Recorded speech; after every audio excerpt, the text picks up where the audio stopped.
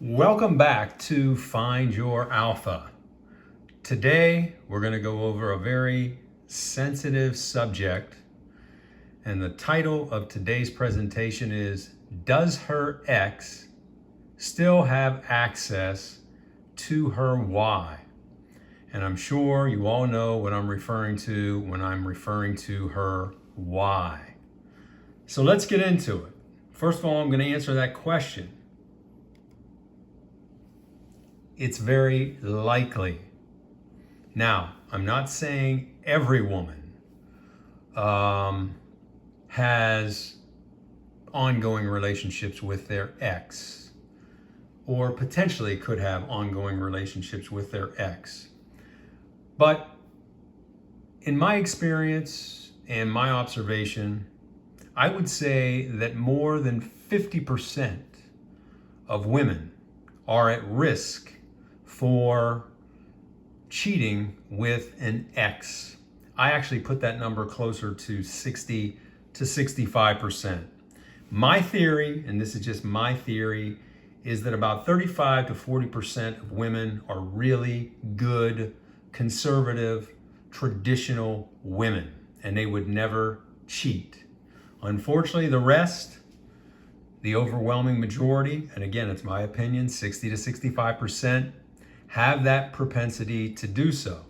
And those are the ones that you have to be aware of, and oftentimes they can really hide their true selves until they're found out. And unfortunately, when it's found out, oftentimes it's too late. So let's get into some things here and start talking about this subject. First of all, facts. Once a man, particularly an alpha male, has been intimate with a woman, she will always let him back inside her, especially if he broke it off with her. Because in that woman's mind, she has been rejected. She doesn't have that validation. Obviously, this alpha male was somebody that she really liked. Things didn't work out for one reason or the other. He broke it off with her. So in her mind, that is unfinished business. She needs to have that validation. Even though she may be in a relationship with you now that's very happy and she's very satisfied. Women are emotional creatures. So until she can close that door and have closure and that validation, she may act upon that. Second, and I've said this in multiple videos, the more exes she's had, the greater the risk of future promiscuity and infidelity, okay, that she has. Plain and simple. So if she's had one or two exes and you know who they are, that's very easy to manage that for the most part. But if this woman's had a multitude of exes, they're going to be coming at you from all different sides. And women, as we all know, with relationships, and this is just the normal course of relationships, you go through that honeymoon period, everything is great, you're lusting for each other, and then things start to wear down. No matter how attractive that woman is, it starts to become mundane. It's the same thing. It's like going to your favorite restaurant, and you get to go there maybe 2 or 3 times a year, and you love it, man, it's awesome. But if you had to eat dinner, lunch, and breakfast at that restaurant every day, after a while, even though you love this place, you're going to grow tired of it. You're going to grow bored. And that's what happens oftentimes with women. And they react emotionally. So when they're bored, they start to think, I wonder what Chuck is doing. Oh, I wonder what Bob is doing. Oh, I wonder what Carl is doing. And they start going through, I heard he's got a good job now. Oh, I heard he went to Acapulco. There's all these things, and always the grass looks greener on the other side. So the more exes she's had, the greater risk of future promiscuity and infidelity. Women constantly crave validation and attention, and exes are the easiest way to satisfy this innate need, even if it's an ex she broke up with. If things are not going well for you, or she's bored with you, or, just she wants some variety, The easiest way to get that is with somebody you've already had a relationship with, because you've got that intimate connection, which will always be there. And I put this fourth and final point in here. Most women do settle. The overwhelming majority of women do settle. And a woman who settles for a man, she is highly at risk for cheating with an ex if the opportunity ever came up. Now, my message to everybody here, all the men out there, protect yourself, gentlemen. Protect yourself. How do you do that? First of all, my advice, never get into a committed relationship with a woman with an unresolved past relationship, especially ones where the ex broke up with them. And you're going to see that in this story today and what happens in this story. And it's very illustrative of what can happen in real terms if you're involved in a situation like this. If you do get into such a relationship, and I'm saying you shouldn't, but if you do, you love this girl, you're crazy about each other, it's different, everybody thinks, oh, it's going to be different this time. Make it abundantly clear up front that she can have no male friends, and I did a video all about this as well, and no private meetings, calls, texts, etc. of any kind with any man, specifically any of her exes. And you need to lay that out right up front. And what I would also do is I would have your significant other watch this video with you and have a conversation with her, just to say, hey, do any of your exes still have access to your Y? And let her tell you yes or no. Never get into a relationship with a high mileage woman. Again, another one of my past videos, but this is going to, that point that I made on the previous page, the more exes she's had, the more risk you have for her being unfaithful. Never get into a committed relationship with a woman who has settled for you. This goes without saying. You need to, extract that from that woman right up front to find out, are you the one that she desires? Are you her first choice? If you're not, you know what? Even though it would be difficult, you need to walk away from that relationship. So let's get into this story now. And this really illustrates, like I said, my point in this whole topic. My fiancée had a final, in quotations, fling with her ex. This all happened to me 18 months ago when I was 26, and my fiancée Ginger, a natural strawberry blonde, was 25. We had been together for nearly 19 months, engaged for 6. So that means this guy got engaged to this girl after 13 months. That is definitely not enough time to get to know this person. You're still in the honeymoon phase there, and you've got all this lust for each other, and you get engaged at that high point. Big mistake, because you really haven't seen her true character yet, and she hasn't seen yours either. And we were a little over 4 months out from our planned wedding date. I work in IT. Seems like a lot of these stories that guys work in IT. And Ginger works as a teller at a local bank. I met her one day while depositing a check when the drive-thru was too crowded and I went inside. Our relationship quickly blossomed. We fell deeply in love and we were very compatible in all ways. I was so infatuated, at the peak of infatuation, he asked her to marry him, that I proposed to her just 1 year after being together. After our engagement, I had Ginger move in with me to see how we got along living under the same roof.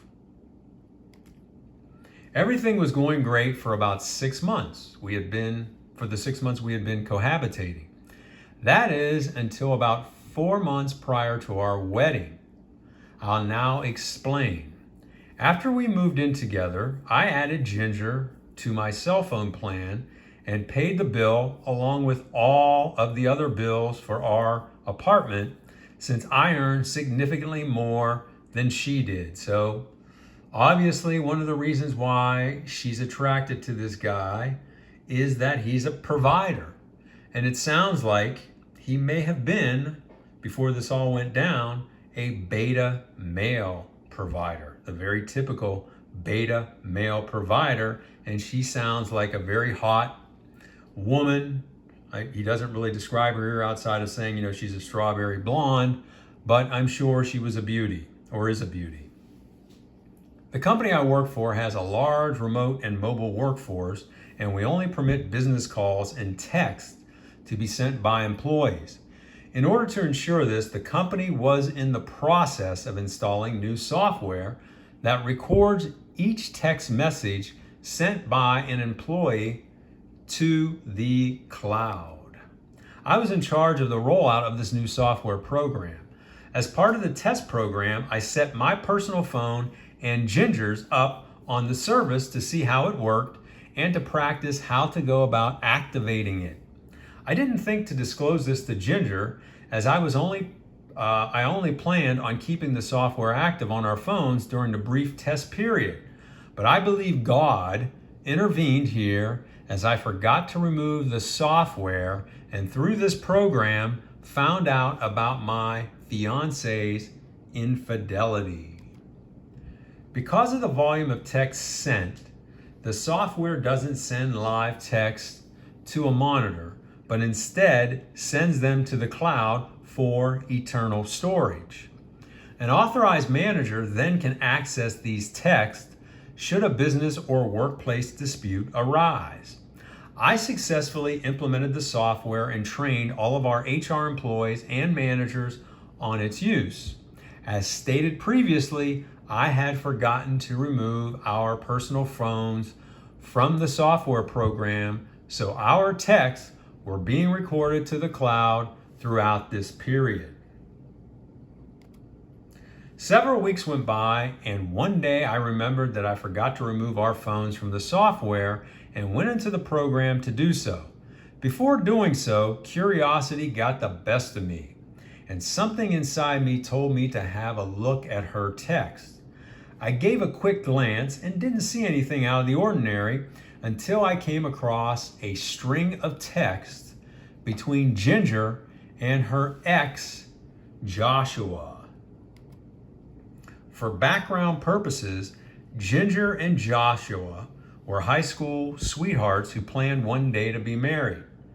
Joshua went away to college, and after graduating, he got a job in Europe, and he wanted to take Ginger with him. After much thought and emotion, Ginger decided she didn't want to move out of the country, so they mutually broke up. So this is definitely unfinished business here. This is an unresolved relationship. Now, in this case, she broke up with him. But still, this is unresolved. This is an unresolved affair. According to Joshua's text, the company he was working for had gone out of business 6 months prior, and he had moved back to the States and was living and working in the New York City area. For reference, we live in Charlotte, North Carolina, in that area. The initial texts were Joshua texting Ginger and Ginger telling him that she has moved on and is now in a relationship with the love of her life, me, and that we are going to be married. This initial response by Ginger is followed up by a string of texts from Joshua begging Ginger to see him one last time and talking about how he has never gotten over her, that he is going crazy, is deeply depressed, and has had thoughts of ending it all. So this guy's obviously playing all the cards here, and potentially he was, really in a bad way mentally. Days went by with Ginger not responding.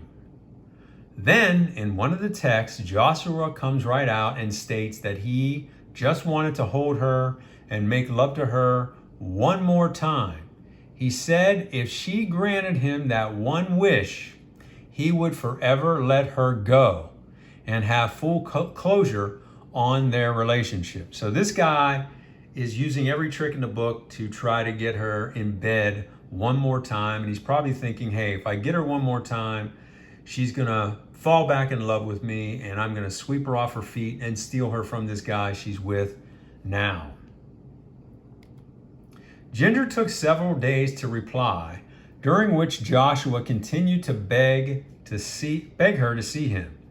To my surprise and disgust, Ginger finally replied, "Okay, Josh, I'll meet you one more time because I care deeply for you and want you to have peace and closure. But my forever love is Joseph," that's me, "and I plan to spend the rest of my life with him." She went on to say, "This has to be a secret between us that we take to the grave." He responded and said she had his full commitment. I couldn't believe what I read.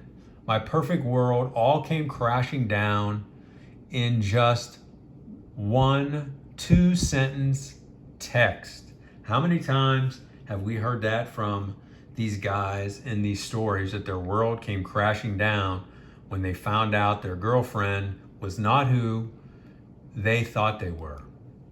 Joshua stated that he was scheduled to be in Charlotte for a couple of days to attend a banking conference in 10 days, and that they could meet at his hotel the afternoon of the final day, as he was extending his stay by one additional night to be with her.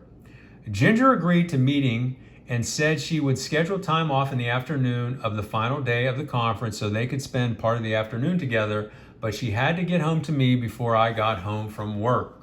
So again, guys, this woman in this particular case can't say, "Oh, it was a big mistake." This was a decision that took a lot of planning and a lot of calculation, as you can see. These two are planning right now.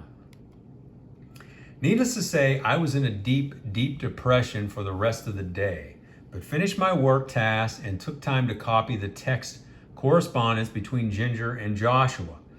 That night I went home and didn't confront Ginger, but acted like everything was normal. I showered her with even more love and affection than normal and made passionate love to her for an extraordinarily long period of time. My hope was, with my actions, she would call off their tryst and I would just forget the whole thing.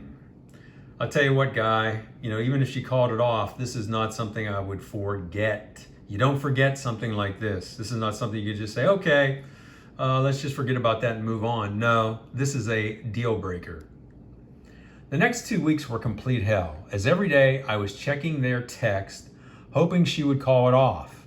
I continued treating her like a queen and making passionate love to her every night, sometimes twice a day, to the point where we both collapsed from exhaustion.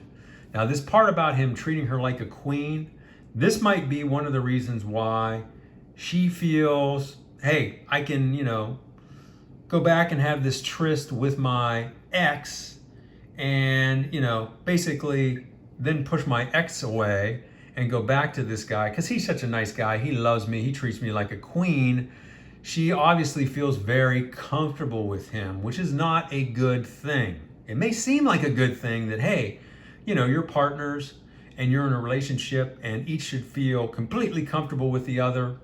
That's not always the case, and especially when it comes to a woman, because a woman oftentimes will take advantage of a guy like that. Typical nice guy behavior. As D-Day grew closer, I still hoped Ginger would change her mind and call off their meeting, but she didn't. The day before D-Day, I met with my parents and my brother, who was my best friend and confidant, to let them know what was going on and to advise that I would be breaking up with Ginger tomorrow. I also met with my landlord to have the locks changed on my apartment on D-Day after we left for work, which cost me $300. So a lot of times in these stories, which is smart, these guys think ahead to change the locks so that this cheating wife or girlfriend or fiancée can't come over and get into their apartment with them, which is actually very smart to do. D-Day arrived and Ginger was especially loving to me in the morning, telling me how much she loved me and couldn't wait until we were married. I played along, and since I knew our relationship was ending today, unless she pulled out at the last minute, and he says here, no pun intended, I asked her for a quickie in the kitchen prior to us taking our showers. She readily obliged, even though I just spent most of the entire previous night inside of her. I'm not sure how she was still standing after we finished, as I was painfully sore and thoroughly exhausted from our extended lovemaking session. So this guy was trying to wear her out, treat her like a queen, hoping, praying that this woman would come to her senses and not go and see her ex. But after getting it all night from him, getting it in the morning, now she's going to go out and she's going to get it from this ex. This woman is a real garden tool. I went to work as normal and took the afternoon off. The hotel was just 10 minutes from my office, and they were scheduled to meet in the lobby at 3 p.m. Prior to departing, I printed out a short letter stating, "Ginger, our relationship is over because of your rendezvous at this hotel today with Joshua. While I am sad beyond belief and very disappointed, I want to thank you for all the great times we shared together, and I wish you well. I also want you to know that I did love you with all my heart, but that love and my trust for you has forever been destroyed." So this event is forcing this guy to find his alpha. He's definitely getting red-pilled here, but he's also finding his alpha. I think he's transitioning from a blue-pilled beta to a red-pilled alpha. There's a beautiful rose bush with huge pink roses in front of my office building, so I picked one and took it with me to give her. Pink roses were special to us, as I called her my little pink princess. I'm sure you can guess the double meaning of this nickname. So I'm sure, he said that she's a strawberry blonde. That's one meaning, and you know what the other pink is. Prior to leaving the apartment that morning, I took Ginger's extra set of car keys, and when I got to the hotel, I looked for her car, unlocked it, placed the letter and pink rose on the driver's seat, and left. I went to my apartment, packed a bag, and went to my brother's house where I planned to crash and hide out for a few days until all the excitement died down. About 90 minutes later, I started getting calls and texts from Ginger, which I ignored. During this time, I called her parents to explain the situation. See, this is what you need to do.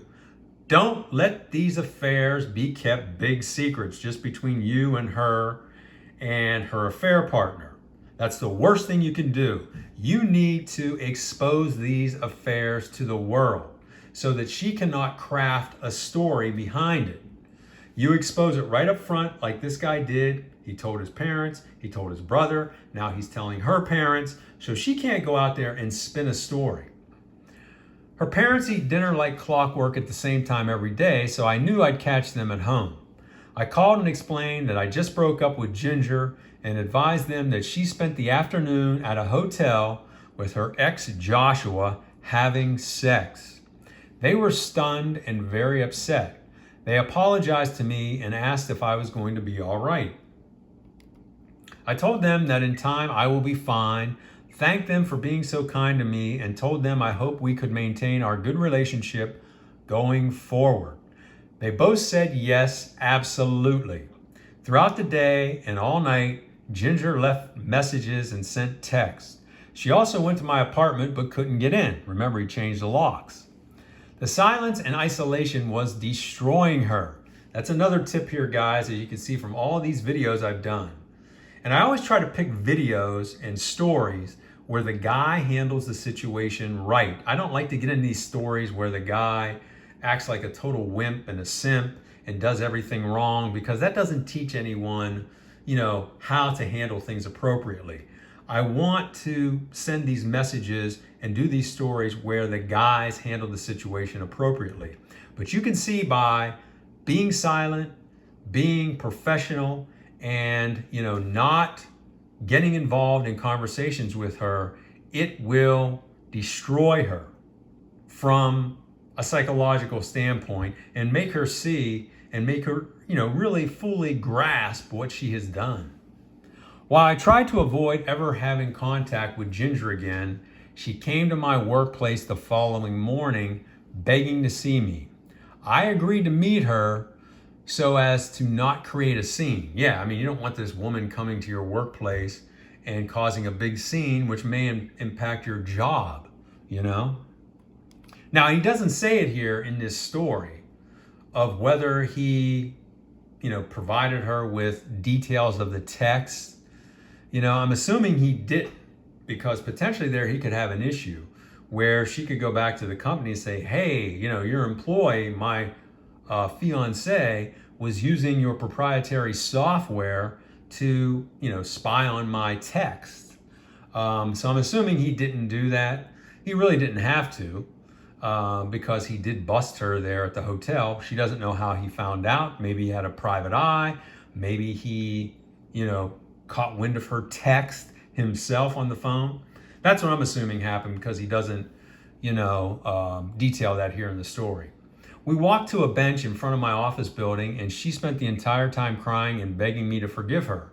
I let her get it all out without saying a word. See, that's another thing here. Let her just go on and, cry it out, and don't say a word. Just be very calm, be very professional. Don't get emotional, because that's what she wants. She wants to see that in you. That, oh my God, you're destroyed. You're so upset at what she's done because she's destroyed your world. She wants to see that emotion in you. And when you don't show that, you show strength, and it makes her desire you even more. And again, like I said before, it makes her fully realize the gravity of what she's done by destroying this relationship. Finally, I told her that was not possible in terms of forgiving her, and that what she has done had forever destroyed my trust in her and thus destroyed any chance for a relationship. That's very key. Anytime trust is destroyed, you cannot have a relationship. Okay? That goes for a man, that goes for a woman. Once trust is destroyed, it cannot be rebuilt.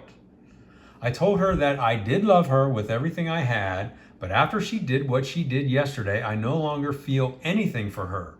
She continued in begging and crying, and I told her I had to get back to work. I then got up and left her sitting on the bench crying.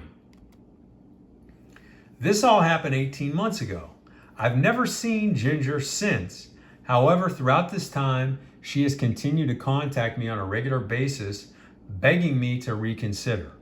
Her hope was, with time, I could forgive her and we could resume where we left off. Initially, I responded to her messages, but stopped after receiving a couple texts like this, thinking she would stop reaching out. Though I stopped replying, she continued to text, periodically call me, and send messages to me through her friends, but I never responded. That's the best way to handle it. Don't talk to her. Don't talk to her friends. Don't specifically reach out to her family, her parents, even though, like he said, he wants to maintain a very professional, friendly relationship with them. If you see him out somewhere, hey, how are you? Great to see you. Hope you're doing well, that type of thing. But don't reach out.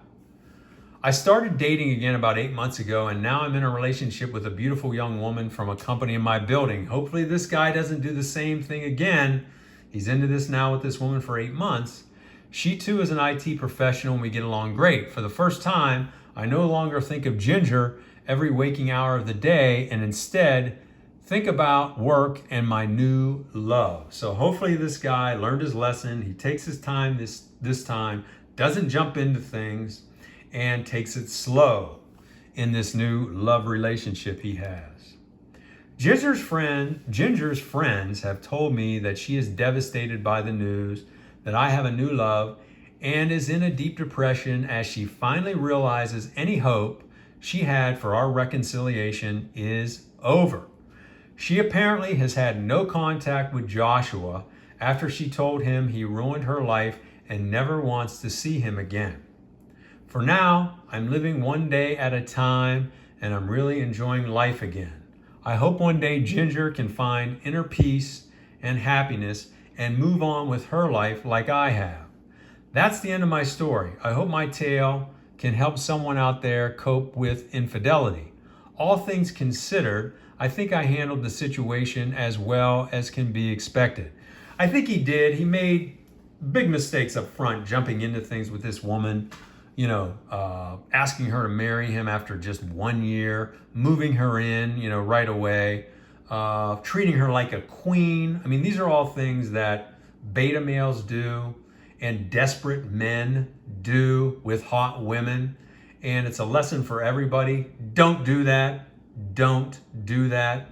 And the final message I want to leave everybody with is make sure you fully explore with your woman, if you're in a committed relationship, what her relationship is with her exes, and that any and all contact with her exes and any private meetings with any male, okay, outside of like work, where you're meeting for specific work purposes, and those shouldn't be one-on-one meetings. Really, there's very few situations like that where you have one-on-one meetings, male and female, outside of it's a boss subordinate type relationship, in that case. But you need to have those discussions with your woman right up front and lay down the law that any contact with the ex has to end and should not be happening anyway.